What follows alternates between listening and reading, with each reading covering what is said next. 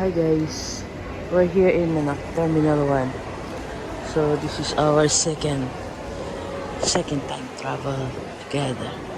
Pero ano pa kami sa situation na we need to take the chance and hoping na maging okay ang aming pagpunta ng Vietnam.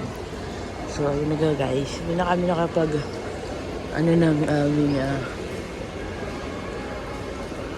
preparation kasi nakatulog ako. Nag-rush kami kanina. Mamaya pa naman madaling araw ang aming flight.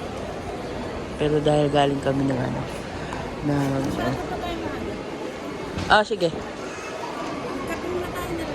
Kaya nalamig siya. Nalamig kasama ko. 5 AM pa ang flight, pero dahil nga galing kami Batangas. So, kinuha namin yung last trip from Batangas to Manila para kami. So, yun. So, let's go. Find your face muna. Mag-hot tea ka muna. Sombrero mo. Tapos mag-pants ka na lang.